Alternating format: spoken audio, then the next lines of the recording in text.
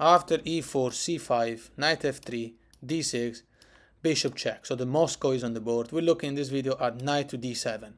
We have seen it before, but we're going to go through something new, of course. After d4 and take with the queen, we're looking at the immediate knight to f6. Okay, this actually goes on to play a very simple game. Knight to c3 now. And after our bishop is attacked, remember, never pull back, otherwise our opponent will unpin the knight and will be able to play moves like knight to c5. Will be really annoying to meet. So here you just take. And after the bishop takes back, bishop to g5. So it's a very simple game because you do the first swap. And here, let me show you an example. If h6, you swap this as well. So here there's two ways to take back, either with g or with e. Let's look at both of them. If black takes with the e pawn, this looks a little bit more logical at this point, but I wouldn't really say. I mean, it will make the king safer when the king castles, that's for sure. So knight to d2 happens now. The idea is to go to c4 and put pressure on the isolated pawn. After bishop to e7, knight to c4. Now black has to play something like bishop e6, so that the queen is also defending d6. And now castle. And now we have a lot of attack over that pawn.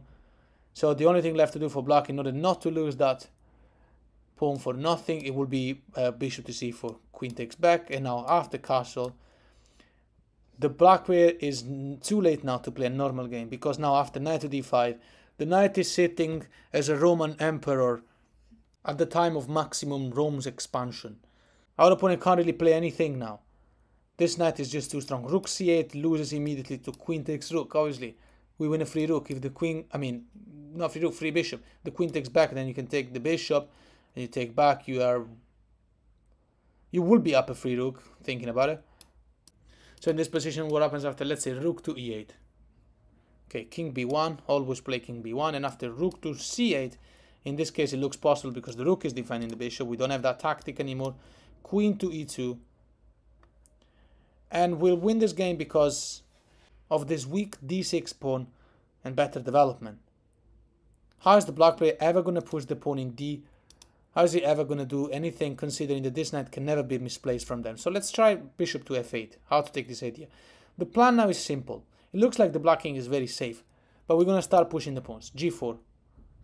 We're going to be playing f4, h4, and just make a clash of all the pawns and exploit the open files. Our king is extremely safe. There are no attacks going on.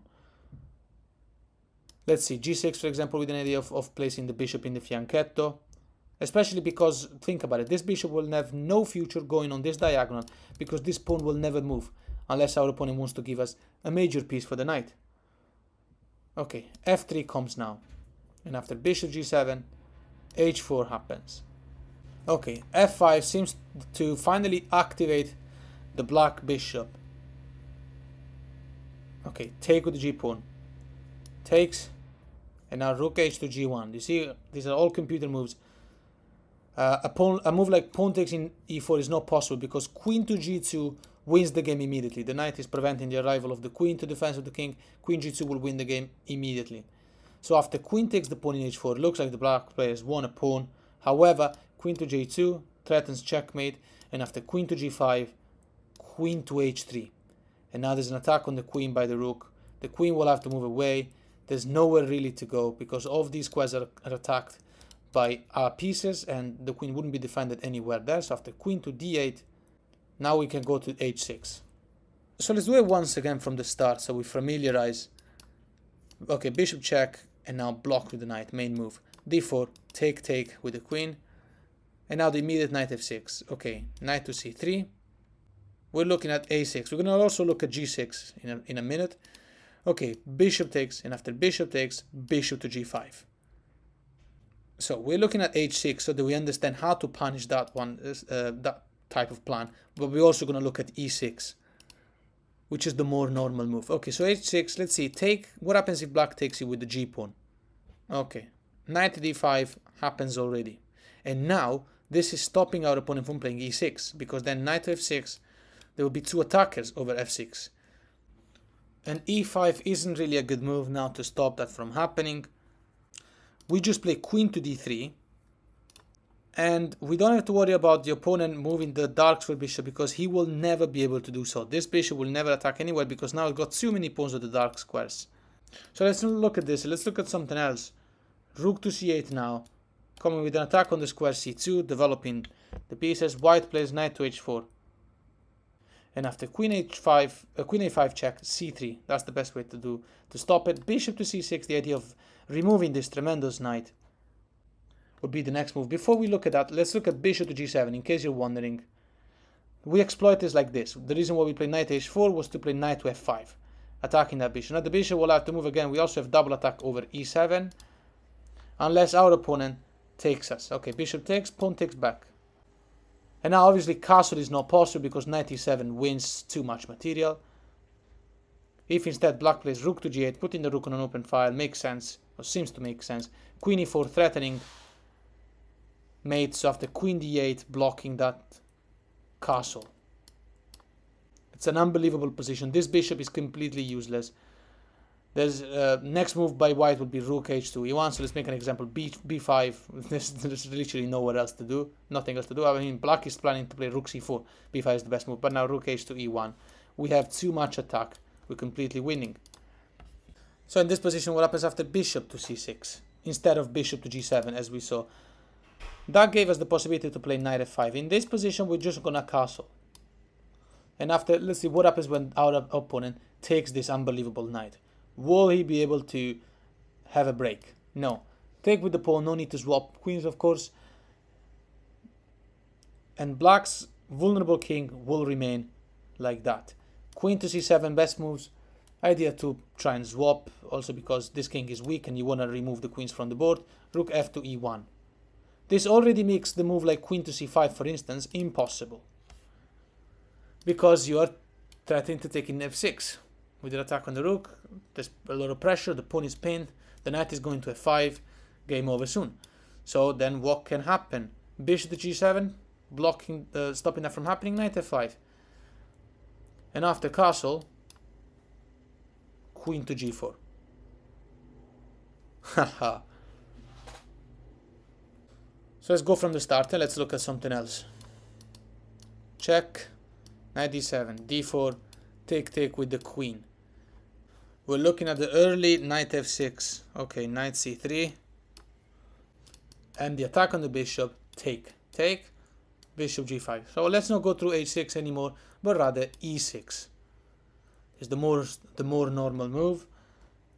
This is met with long castle, putting pressure on the square d6, which is the weakness of this Sicilian, as you've noticed. Bishop to e7 now, e5 comes immediately.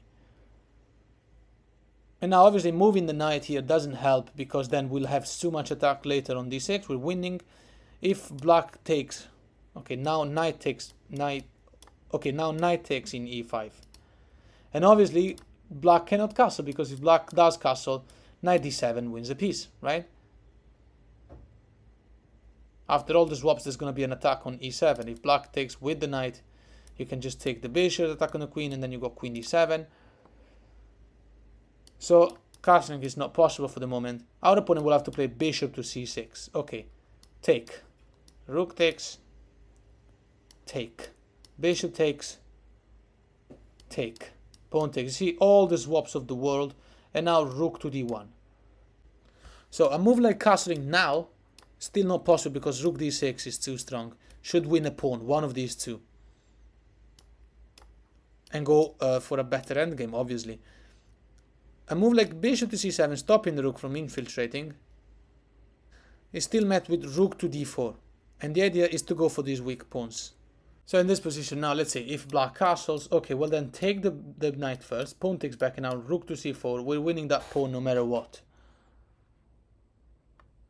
If bishop to h2, bear in mind this is a mistake because it can be punished. g3, it doesn't look like it can be punished, but after knight to g1, knight to d1, the bishop is unable to move. And after rook to d8, now white takes the pawn in c6. So let's make an example of how to finish this endgame. Just it's actually won, but h5 you just take the other pawn. What's going to happen no matter what, and you're going to win a piece as well. You got 3 passed pawns. h4, then you just take. This move does allow the black player to save the bishop. but we are 2 pawns up, so we should be fine. So in this position, after f5 instead, how to take this endgame? f4, rook to a3, and after e5, pawn takes, and that's it. Rook to h3 should do the job. Rook to d6, a4. We're going to start pushing these pawns. Rook to g6 to protect the bishop, a5. Rook to g2, b4. And finally the bishop can take, but now you just take. And after rook takes, the black player is not going anywhere. It's equal material. It's a completely computer engine endgame, but in a faulty variation, you're not going to have any problem winning this game. Let's go from the start and look at something slightly different. Okay, check. Nd7, d4, take. And after the immediate knight f6, knight c3. So instead of looking at a6 now attacking the bishop immediately, what happens after g6 and fianchetto? Okay, bishop g5 comes anyway, bishop g7. Okay, long castle. And now bear in mind that the e pawn cannot move, because let's say e5, you're just taking d6, right? There's no compensation. There's nothing. So after castle, white plays the familiar e5. And remember, we got these two pieces aligned here, so black can't really try and swap everything, because then we will be winning a rook, basically. We're going all the way to d8. So after one swap with the pawn, we're going to take here. The knight will not be able to take, obviously it's pinned. So after queen to c7, how to deal with this? Knight takes in d7. Fairly simple. 2 ways to take back, none of them go anywhere. Let's say black takes with the bishop. Okay, then bishop takes.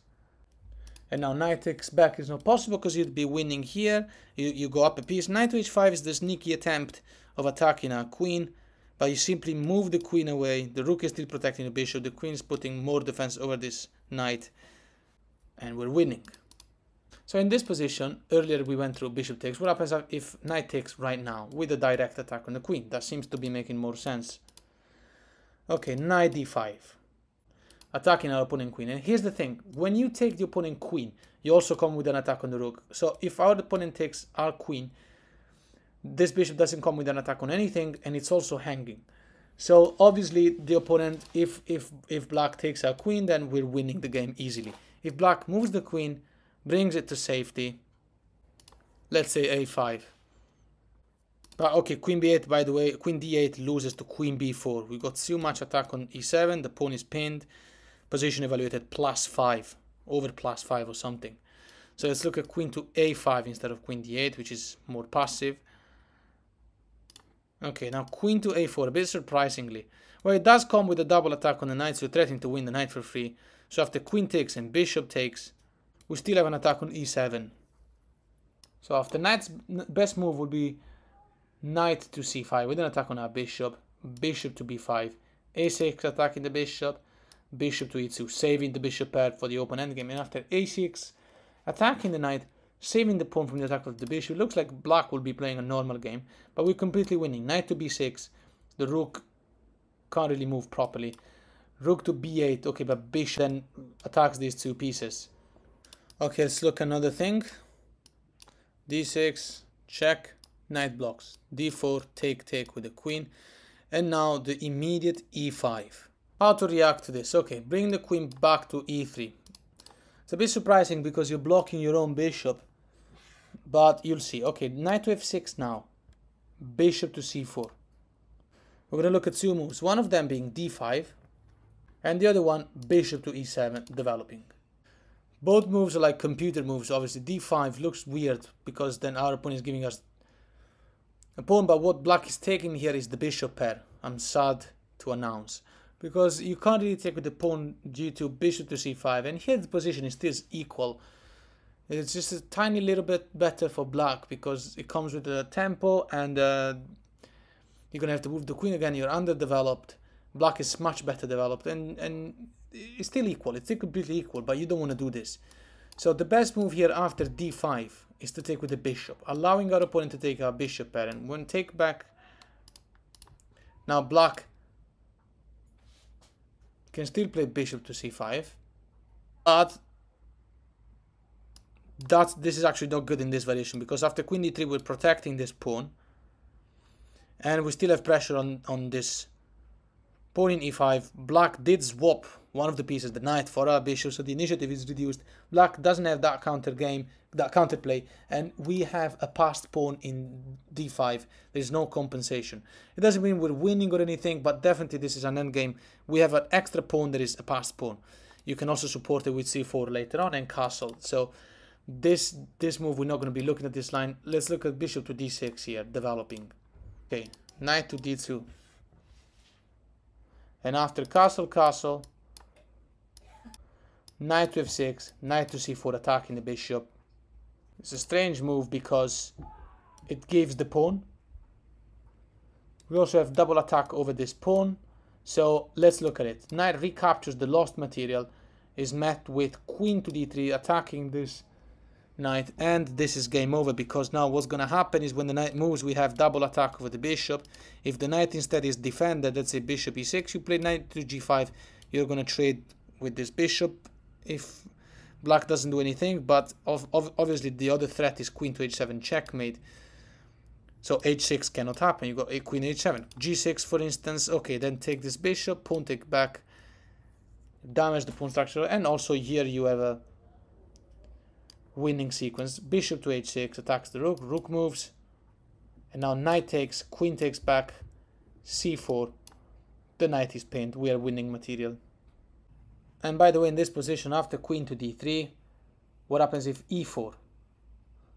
Trying to move our queen from this file where we're putting double attack on that bishop. Okay, here you just take the pawn. Now, can the black player do anything to save himself? No, let's say two options. Let's say knight f6 attacking the queen, queen to d4, double attack on the bishop again, bishop to e7, rook to e1 comes now,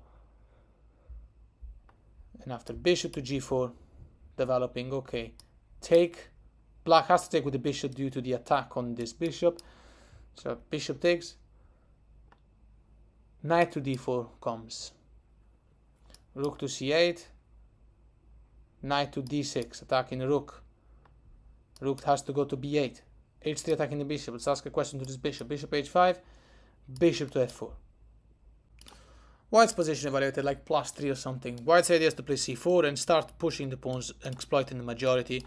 If, let's say, bishop to c7, just improve the position of the pieces. And this is going to be a nightmare. So you go on with more material. You're going to be winning this pawn, unless your opponent plays bishop to b6. But now knight to c4. We should be able to smash this pawn structure. If not, at least win the pawn in a7, which is even more material. So back at this move when we played queen takes in e4. What happens if rook to e8? Obviously we can't take the knight because bishop check, and then the queen will be attacking the queen. So now queen back to d3. Same position, bishop to e7, bishop to d2, developing. Bishop to e6 develops and saves and defends the knight. Knight to d4, attacking the bishop. We want to take it. So after bishop to d7, rook f to e1. Development is complete. We've got nothing to worry. Let's play a few more moves to see how to take this endgame. Knight to e5. After bishop to f6 now, allowing the rook on an open file and putting the bishop into a better square. Still, knight takes, queen takes, knight to f5. After, these are all best moves in a faulty variation. Bishop b2, rook to b1, attacking the bishop. The bishop has to move. Bishop to f6, c4, puts pressure on that. Knight, now the knight has to go. And after knight to b6, still defending the queen, swap everything. And now we're taking. So the pawn in b2 was not a good idea from our opponent. Taking in e1, bishop takes back. There's absolutely no problem at all.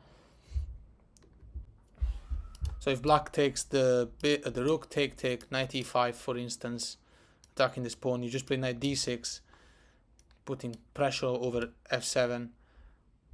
Also over at a7, you have nothing to worry. Okay, so let's take it from the start so we can close this video.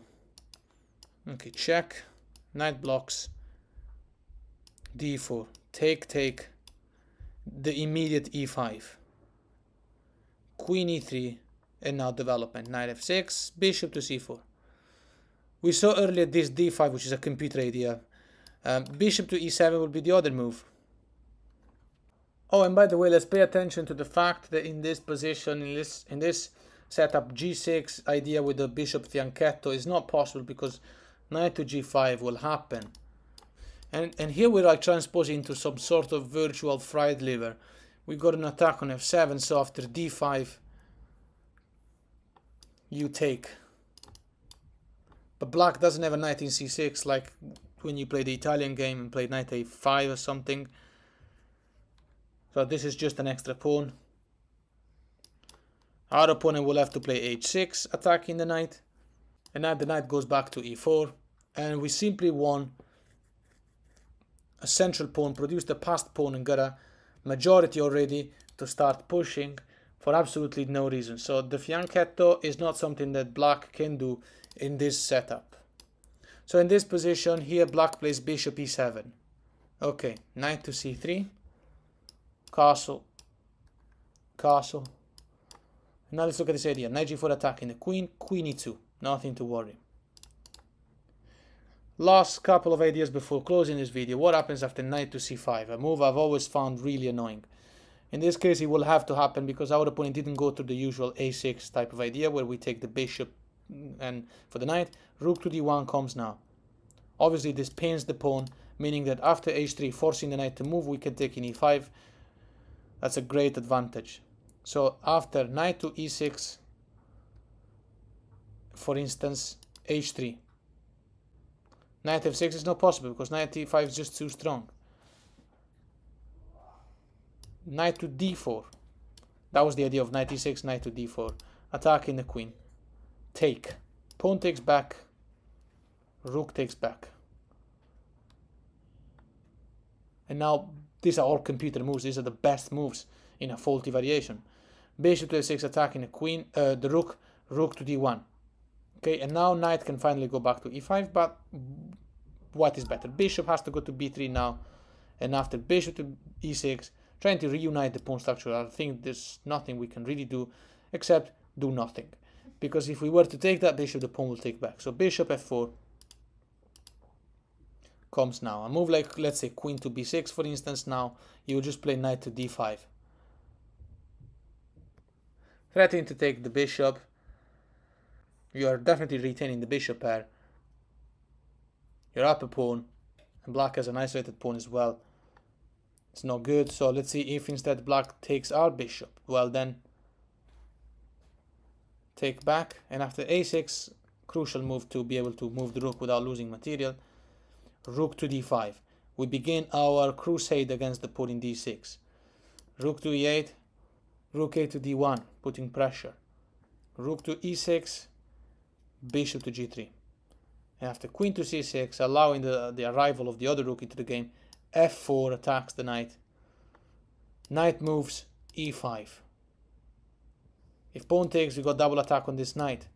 But we also have now so much attack over d6, we can't really take... I mean, you can. The rook will be taking the queen, but you can take the opponent queen. The opponent rook will still be under attack. So let's say black plays rook c2, but then you can take the knight in d7. So that wins. Okay, so here we are in this position. After d4, pawn takes, and then queen takes back, e5, queen to e3. We need to look at another line. So knight f6 now, bishop to c4, and bishop to e7. That's what we're looking at now. Knight to c3, castle, knight to g4 attacking the queen, queen e2. And earlier we went through knight c2, the whole idea of knight e6 and knight d4. It's actually not good. What happens after knight to b6? More normal move, attacking the bishop, allowing the normal development of the light square bishop. Bishop to e3, and after bishop e6, take. Pawn takes back. Looks like black is a good center, but now knight to g5 attacks the pawn in e6. and he also attacks the knight here. So black can't just, let's say, play queen d7 to protect this pawn because you have an attack on g4. So black is forced to take the knight. And now we don't recapture that bishop, we actually take the knight because this comes with a double attack now. We are developing basically. So bishop will have to move back. If instead bishop takes, okay, first of all, let's say even if the bishop had gone back, still you have the Zwischenzug that wins a pawn, and that's the whole thing. That was the whole tactic. That's how it ended. It started with bishop takes e6, pawn takes back, knight g5 attacking the pawn. That couldn't be defended, black had to take, but then queen g4, all for the intention of going to take the pawn in e6 and win a pawn. King h8. Rook recaptures the bishop. Rook f6, the best move by black, and most active move. Queen to b3.